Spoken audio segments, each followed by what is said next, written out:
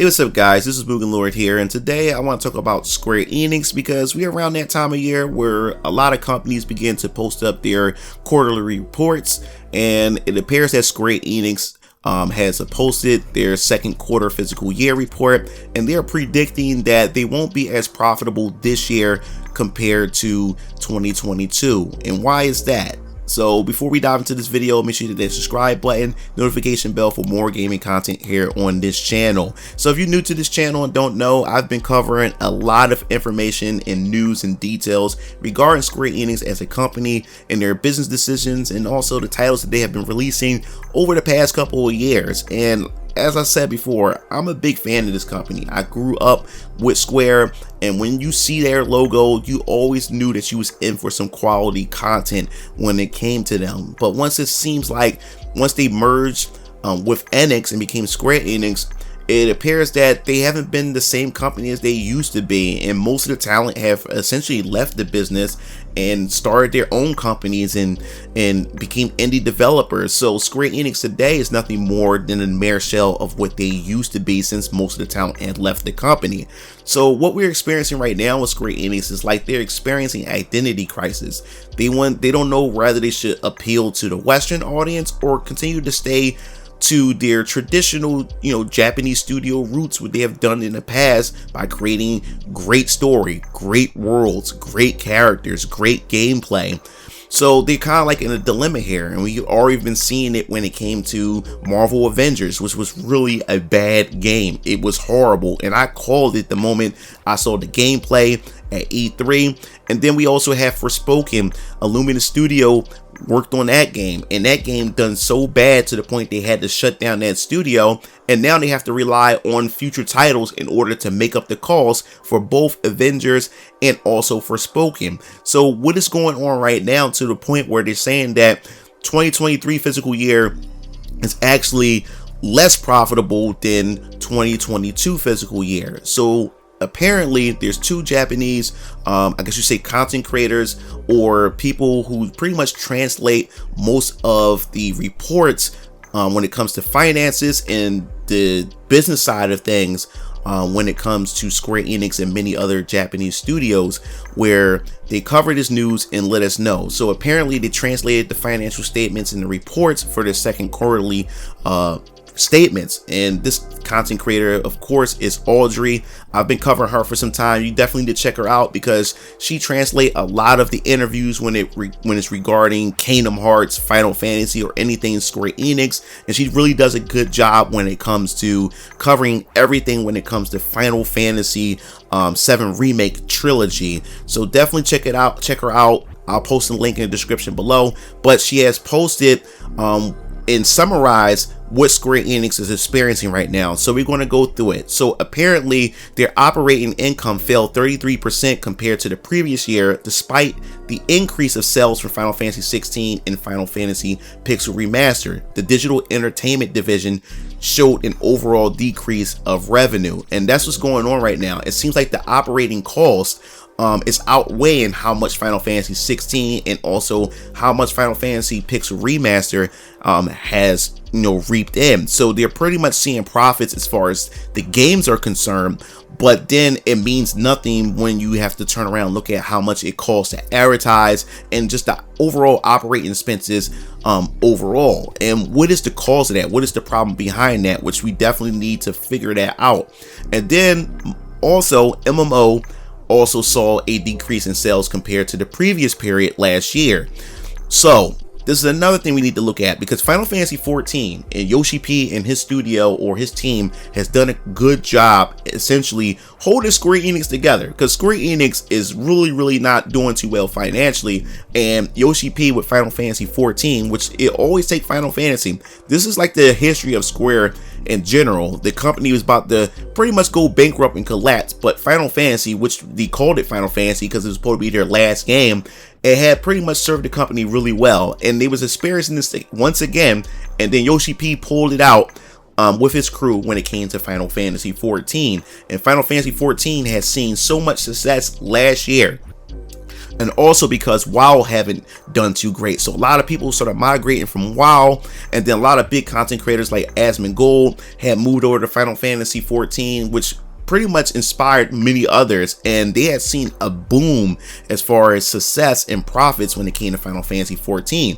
But this year is pretty much a decline when it comes to Final Fantasy 14 in their MMO. But there's pretty much a few reasons and factors to why there's a decrease. Not because of really poor quality from Final Fantasy 14, and that can also be debatable as well, because some fans are now starting to get worn out from it and wish to see something new coming from it as far as gameplay mechanics with dungeons and raids and everything. But essentially Final Fantasy 14 has pretty much I would say that ended off with their last expansion. So now people are waiting for the next story, which is Dawn Trail. So you're definitely going to see a dip in sales right now when it comes to Final Fantasy 14 and MMO until the next expansion is released. So I can definitely see why that there's going to be a decline in the MMO department compared to what it was last year.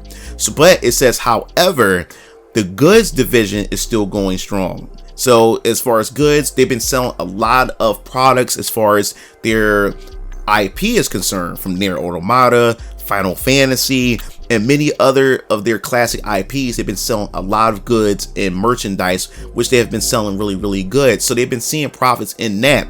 But the biggest thing is that they predict that they are going to not see a real increase. They said slightly from last year, but profits are predicted to be about 21.9% less than 2022 physical year.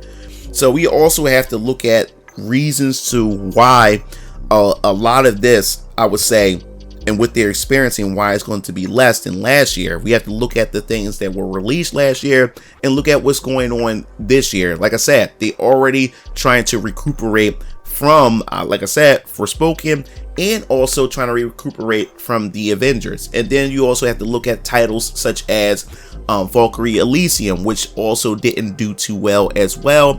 And then you have to look at Star Ocean Divine Force, which is still one of my favorite Star Ocean games. I've done a review on it. You can also check that out as well. I enjoyed it, but despite that, Star Ocean hasn't done too well. And I've mentioned in a previous video where we had a manager who used to work at Square Enix talked about this, that Square Enix is taking chances, which they're doing this year. They've been taking chances of trying to create newer IP or to revive older IP to see what sticks and what doesn't stick. And I pray to God that they don't do away with that, because if financial statements aren't doing too well right now, I can see them going back to just sticking with Final Fantasy and Dragon Quest, sticking to titles that actually work and won't take as much of a chance to actually try out newer things. And that would be a bummer if they decide not to do that.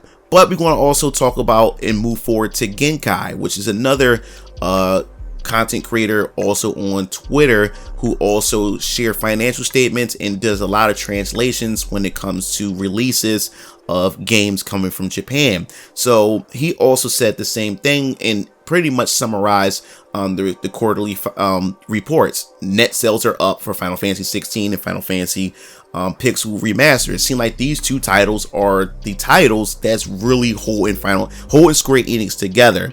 And as we said before, the operating income is down due to higher development and advertising costs. And I think with Square Enix, that's another issue they have. And they have this issue to where that it's costing so much to develop a lot of these games. And it seems like they still haven't figured out a formula to pretty much be able to reduce operating costs while producing high quality titles that people want to pick up and play. And then of course, Ever Crisis and new titles unable to offset weak performance from existing mobile titles. And as I said before, I'm not really a mobile gameplay type of guy. I don't really play a lot of mobile games, not really into it at all. So I wasn't really expecting Ever Crisis or any of their newer titles to pretty much help these guys out, because come on, we've seen the track record, we've seen the history of their releases when it comes to their mobile titles, such as Final Fantasy 7 First Soldier,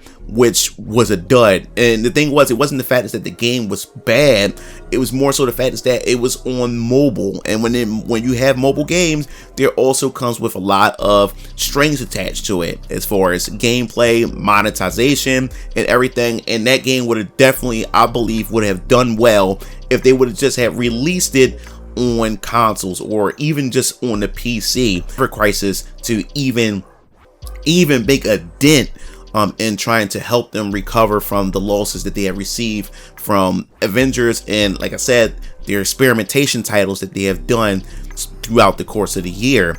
But it's just sad to see. And what can Square Enix do at this point? Like, Square Enix, like I said, I'm always rooting for these guys, and because I always want to see them do well, but there's a lot of decisions behind the scenes that these guys are making.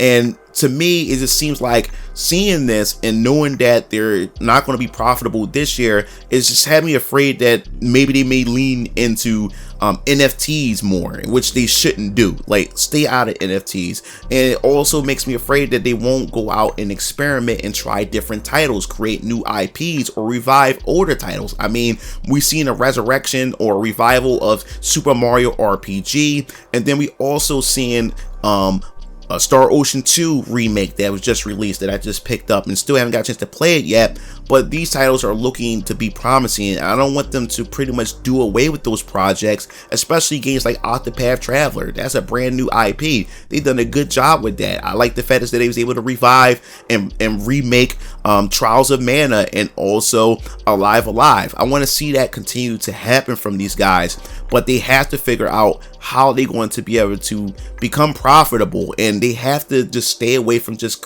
keeping things just exclusive to Sony. They need to branch out more. But that pretty much wraps everything up. What do you think Square Enix should do, you know, especially in 2024? We do have Final Fantasy VII Rebirth coming. We do also have Dawn Trail expansion coming. So we can also may see a bump in their finances as well, since everybody's pretty much hyped for those titles. So definitely let me know in the comment sections below, what are your thoughts on their financial statements and what can they do to pretty much solve this issue. This is MugenLord signing off. I'll see you game fiends later. Peace out. It looks like you reached the end of the video. Well, while you're at it, check out some of my other discussion videos by clicking on the annotations below, and don't forget to follow me on other social media platforms to stay up to date with future content. Signing off.